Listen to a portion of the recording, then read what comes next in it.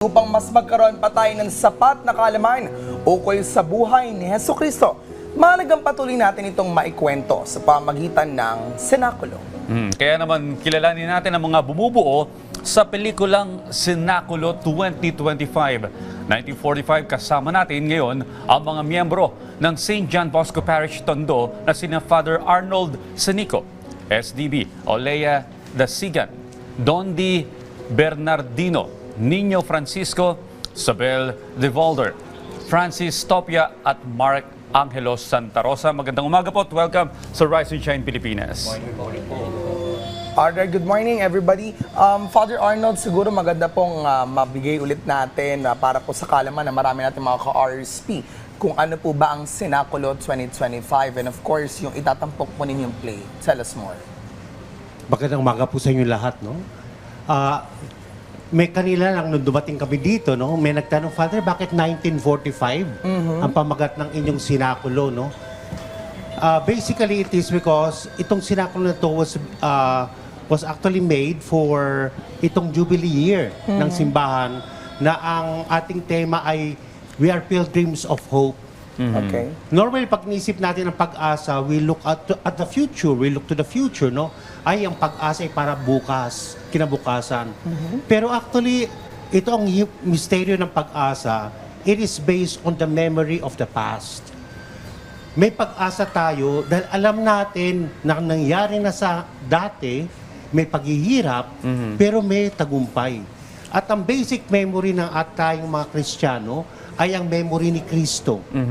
Naalala natin kung paano ang Diyos na nagmahal sa atin, naging tao, at inako niya ating paghihirap, dumanas siya ng napakaraming hirap hanggang pagkamatay sa krus at nagtagumpay.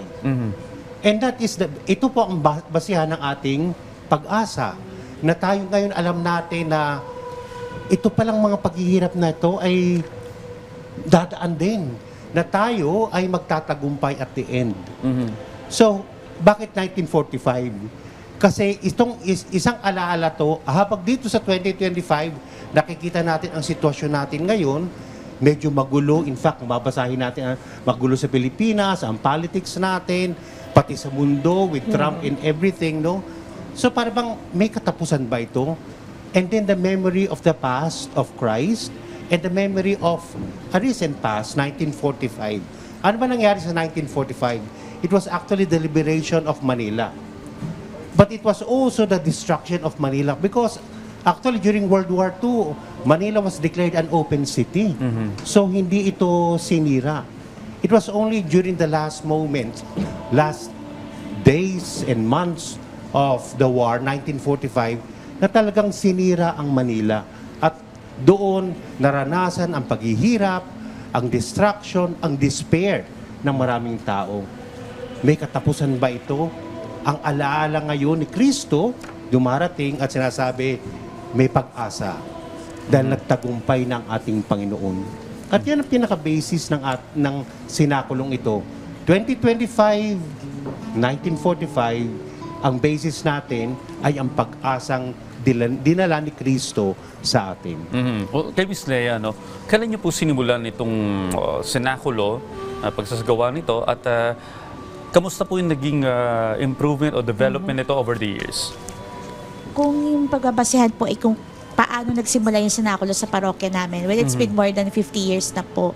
So ito yung kumbaga tradisyon ng simbahan natin at ito yung tradisyon na rin sa parokya namin na ipinasa na rin sa amin and mga kabataan na nagsispearhead ng aming production. And since then, nagpatuloy ito, dati stage play lang, but the pandemic pushed us to explore another medium which is movie. So, kaya movie po ninyo mapapanood ng aming senakulo. At sa proseso nito ay mga kabataan po talaga ang hands-on na bumubuo ng production, naghahanap ng magiging cast, kagawa ng script, and with the support of the entire parish community po. Yun nga, madalas kasi ang panata kapag ganitong senakulo, laging play. This time kakaiba, pelikula, no? And coming from a community kind of organization like this, talagang kaabang-abang, ganito klase mga obra na gagawin ninyo. Well, ano ba ito? Magiging panata na ba? Na pelikula na ulit ang gagawin ninyo? Are you going to do another kind of approach kasi napansin natin no, past to present eh. On the coming years, do you have other plans on doing another kind of Cenaculo film? Sa ngayon, kumbaga, nakadepende lang din naman kami sa ano yung magiging possibilities. Okay. And with that, ngayon, ito yung naging posible ulit sa amin. Pero open pa rin naman kami na bumalik ulit sa stage play. So walang stage play sa St. Bosco ngayon, yung Sa pelikula ngayon po talaga. wala. Pelikula talaga. Pelikula po Well, kami. kausapin natin ng direktor, Okay. si Direk Dondi, no?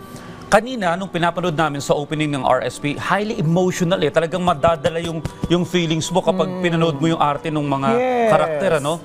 So, Direk Dondi, ano yung naging approach mo sa pelikulang ito?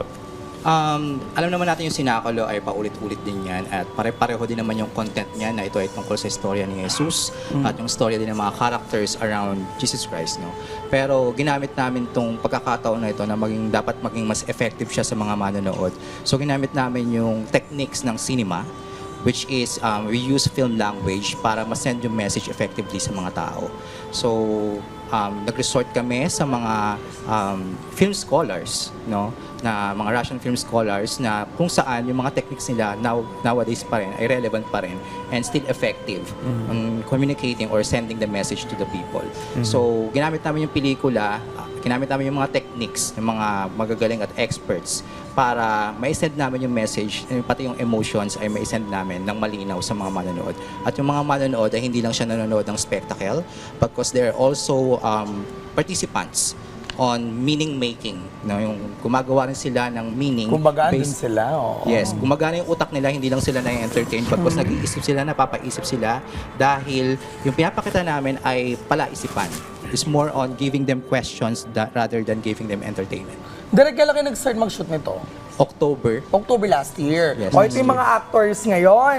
Ang galing-galing kanina, di ba? Kamusta naging paghahandaan nyo rito? Simula na, naku, katabi ko si Jesus ngayon. Sige po, kamusta po yung naging yung pag-preparasyon para dito? Bali, ang preparasyon namin po rito is dumaan po kami sa workshop. Okay. Tapos pag-internalize, pagtatanong sa mga matatanda, lalo na sa mga pari, kung paano ba ang naging buhay ni Jesucristo. Okay.